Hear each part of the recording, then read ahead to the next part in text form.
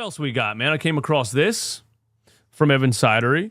Outside of the Kevin Durant thing, what do you guys think about this? Let me zoom in real quick. Rival executives are monitoring the potential availability of Malcolm Brogdon leading up to the draft. With Portland's young guards, Brogdon would likely fetch them another first-round pick from a contender if he's made available. Now, I like this a lot. I thought Daryl should have tried to get Brogdon at the trade deadline last year. I guess Portland wasn't willing to offer him up, whatever it was. But when you talk about a player that you want to put next to Tyrese Maxey in the backcourt, just like Kyle Lowry, but younger and more athletic and still has a lot left in the tank and a better defender, it's like a strong, physical, facilitating point guard who doesn't need the ball in his hands, who can catch and shoot, who can play off ball. So you're not taking the ball out of Tyrese Maxey's hands and having a guy like a DeJounte Murray who likes to have the ball and shoot a lot. Somebody like Malcolm Brogdon, I think, makes a lot more sense to get what you want in a defensive-minded point guard who can also facilitate in a half court and give you a little bit more of order and calmness in the half court when things get crazy, while also not hindering the continued development of Tyrese Maxey. I would absolutely love this. Now, if the Portland Trailblazers are looking at this year's draft and Malcolm Brogdon is what age at this point? How old is Malcolm Brogdon? Malcolm Brogdon is 31. So, that's a veteran that you would be bringing in to try to help win with Joel Embiid and Tyrese Maxey for the next couple of seasons. Portland, I don't know how high his value is at this point. If you could get Malcolm Brogdon by just trading the number 16 pick, do it right now. Do it yesterday.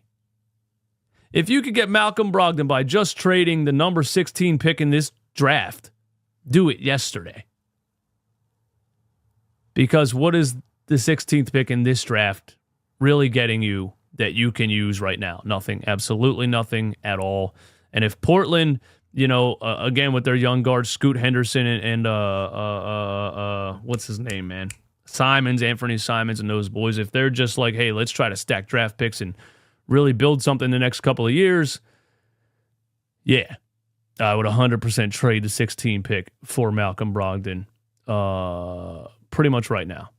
Does that make you a championship contender? There's some other moves that you could make then, because you would still be, saving a lot of that $55 million in cap space. So the Brogdon trade could be one of just a couple of other moves that could happen. I would like to go a lot more in depth in a Malcolm Brogdon trade idea probably soon. But there's my opinion on that. What do you guys think about Malcolm Brogdon, man? It's funny that Derek White is having stinkers this series against us. He has Clay shooting and Giannis defense, bro. It's crazy. Only against the Sixers, man. The Sixers will end up trading for a player and signing another max player, re-signing Maxey, and then filling in the roster, hopefully with Oubre and others. I think this is Philly Sports Hustle. What's good, man? I think this is very likely. I think they're going to. I don't want it to be Paul George. I don't want it to be Paul George. That's what I don't want. What if Daryl Morey could pull off Kevin Durant and Malcolm Brogdon?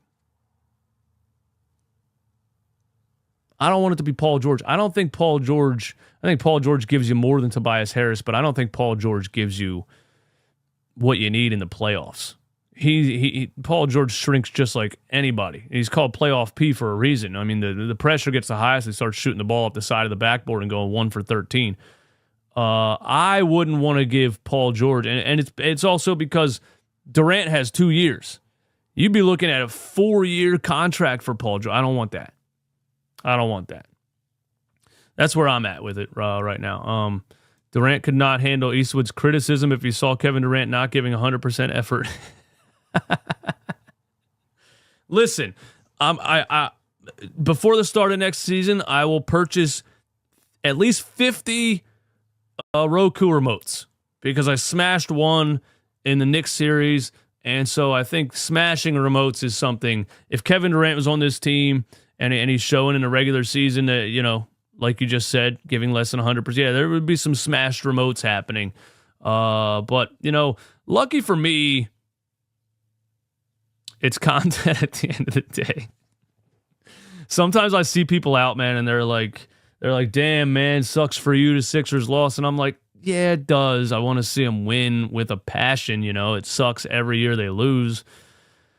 But also, at the end of the day, people like my reaction to them continuously being the worst run franchise in the history of sports. And so my frustration equals views and money for me at the end of the day. So it's just a sport, really. It doesn't mean the world to me.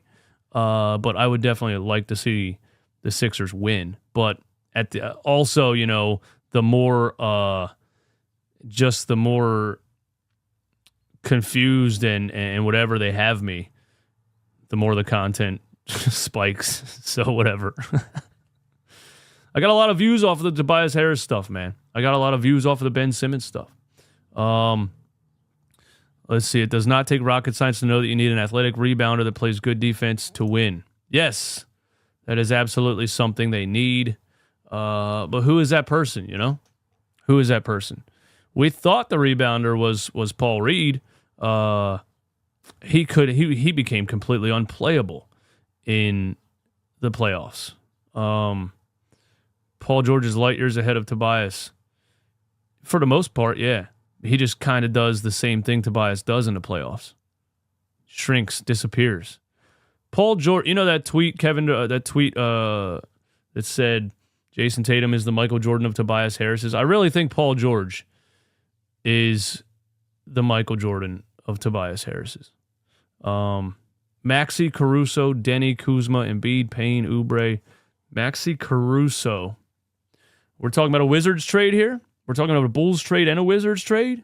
Denny Avdia, Kyle Kuzma. I like Kyle Kuzma a lot.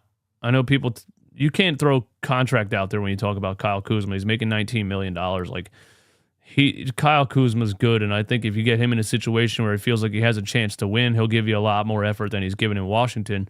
Maxi Caruso, Denny, Kuzma, Embiid, Payne, Oubre, Council, Patrick Williams, and a backup center. Yeah, but who's the backup center, But I like that.